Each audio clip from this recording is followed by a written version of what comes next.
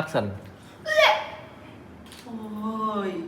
นี่cũng thay khăn mà lưới sấy á soi ngao đôi của kia mà áp chắc ấy សួស្តីអ្នកនរថ្ងៃនេះខ្ញុំមានបច្ចេកមួយធ្វើបនចូលឆ្នាំខ្មែរប៉ុន្តែនិយាយយើងធ្វើបែបកំ pl ែងខ្ញុំជា DP ទេហើយខ្ញុំត្រូវសរសេររឿងផងហើយត្រូវដឹកនាំតួលេងផងអញ្ចឹងវាអាចនឹងមុខងារជាច្រើនក្នុងពេលតែមួយទាំងថតផងទាំងកាត់តផងទាំង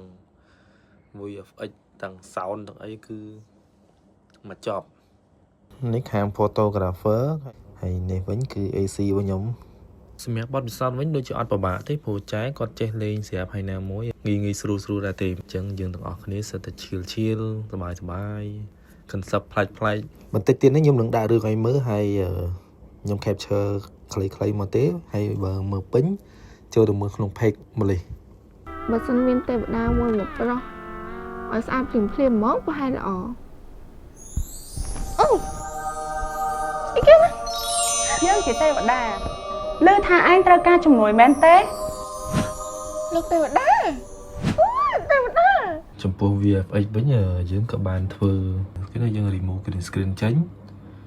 នៅក្នុងកម្មវិធី DaVinci នេះគឺកាត់បានល្អខ្លាំងមែនតើវាកាត់បានល្អខ្លាំងនេះនិយាយអ្នកប្រើ DaVinci ដឹងហើយសមត្ថភាពវាខ្លាំងនេះហ្មង timeline របស់វាក៏វាច្រើនតង់ដែរអញ្ចឹងអានេះ full take អានេះសិលនេះហើយអាក្រោមនេះ background flare ហៅម្ចាស់បងមកសិន